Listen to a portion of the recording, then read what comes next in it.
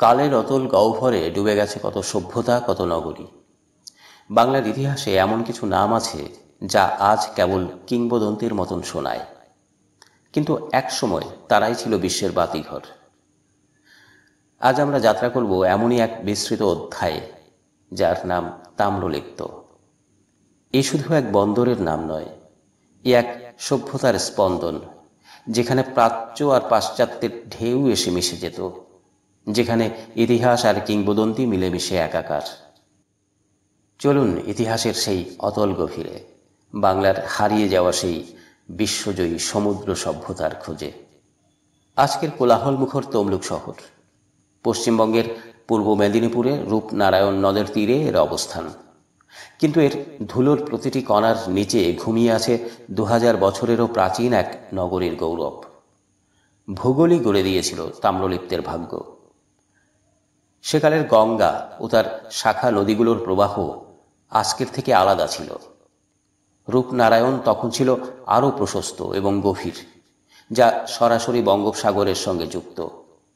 এই ভৌগোলিক সুবিধাই তাম্রলিপ্তকে করে তুলেছিল এক আদর্শ প্রাকৃতিক পোতাশ্রয়। এর নামের উৎস নিয়ে নানা মত প্রচলিত। তাম্রলিপ্ত অর্থাৎ তাম্র দ্বারা লিপ্ত বা তামায় আচ্ছাদিত। কেউ বলেন এখানকার মাটিতে তামার আকরিকের প্রাচুর্য ছিল।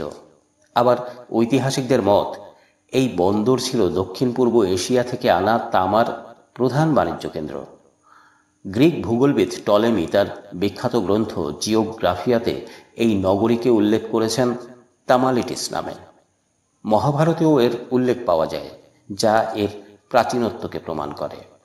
খ্রিস্টপূর্ব 3য় শতক থেকে খ্রিস্টীয় 8ম শতক পর্যন্ত প্রায় 1000 বছর ধরে তাম্রলিপ্ত ছিল প্রাচ্যের অন্যতম শ্রেষ্ঠ আন্তর্জাতিক বন্দর। এর খ্যাতি ছড়িয়ে পড়েছিল পশ্চিমে রোম আর পূর্বে চীন পর্যন্ত। এই বন্দর ছিল তৎকালীন ম্যারিটাইম সিল্ক রোড বা সামুদ্রিক রেশম পথের এক গুরুত্বপূর্ণ কেন্দ্র। রোমান সাম্রাজ্যের বাণিজ্য পথগুলো এখানে আসত মূল্যবান মুদ্রা, মদ ও কাচের জিনিস নিয়ে যেত বাংলার গর্ব সূক্ষ্ম মসলিন, রেশম, লবঙ্গ, দারুচিনি, তেজপাতা, হাতির দাঁত এবং কচ্ছপের খোল। প্যারিপ্লাস অব দ্য ইরিথ্রিয়ান সি নামক এক অজ্ঞাতনামা গ্রিক নাবিকের রচনায় তাম্রলিপ্ত থেকে গঙ্গারেডি রাজ্যের উৎকৃষ্ট মসলিন রপ্তানির স্পষ্ট উল্লেখ রয়েছে। 5ম শতকে চীনা পর্যটক ফা হিয়েন এখান থেকেই সিংহল হয়ে চীনে প্রত্যাবর্তন করেন। তিনি এখানে 2 বছর অবস্থান করেছিলেন। এর প্রায় 2 শতাব্দী পর 7ম শতকে হিউয়েন সাং তাম্রলিপ্তে এসে এর সমৃদ্ধি দেখে বিস্মিত হন।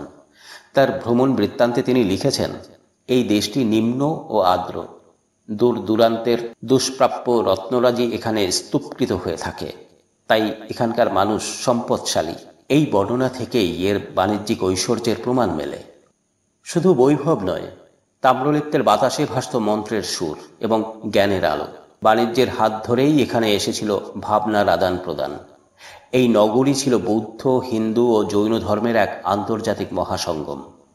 সম্রাট অশোকের সময় তাম্রলিপ্ত বৌদ্ধ ধর্মের প্রসারে এক ঐতিহাসিক ভূমিকা পালন করে। কথিত আছে বুদ্ধগয়ার পবিত্র বোধিবৃক্ষের একটি চারা এখান থেকেই জাহাজে করে সিংহলে পাঠানো হয়েছিল।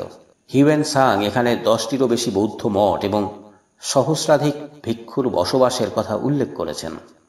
এটি ছিল বৌদ্ধ শাস্ত্র এবং দর্শন চর্চার এক গুরুত্বপূর্ণ পীঠস্থান। বহু বৌদ্ধ পণ্ডিত এখান থেকেই সমুদ্রপথে চীন এবং দক্ষিণ পূর্ব এশিয়ায় ধর্ম প্রচারে যেতেন। এর পাশাপাশি এখানে আবিষ্কৃত বিষ্ণু, সূর্য এবং অন্যান্য পৌরাণিক দেবদেবীর মূর্তি প্রমাণ করে যে হিন্দু ধর্মেরও ব্যাপক প্রসার ঘটেছিল।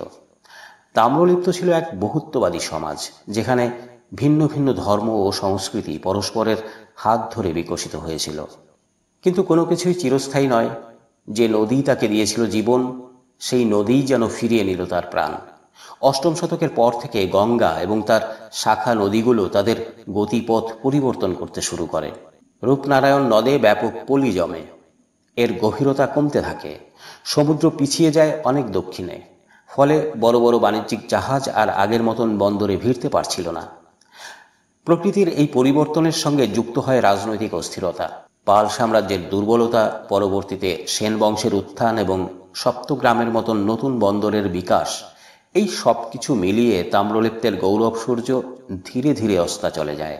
এক সময়ের বিশ্বজয়ী বন্দর নগরী পরিণত হয় এক সাধারণ জনপদে, আর তার স্বর্ণালী ইতিহাস চাপা পড়ে যায় বিস্মৃতির আড়ালে।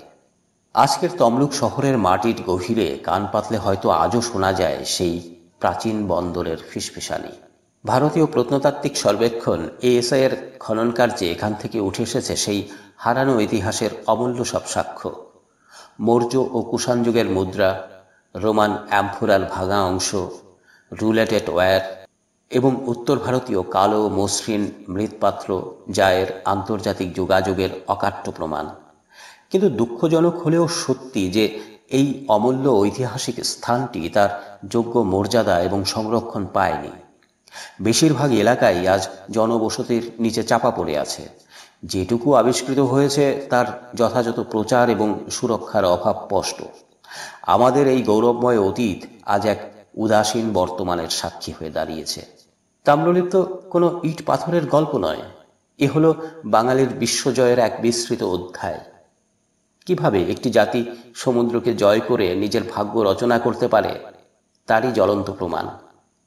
এর উত্থান যেমন এক গৌরব গাথা, এর পতনও তেমনি এক করুণ শোকগাথা।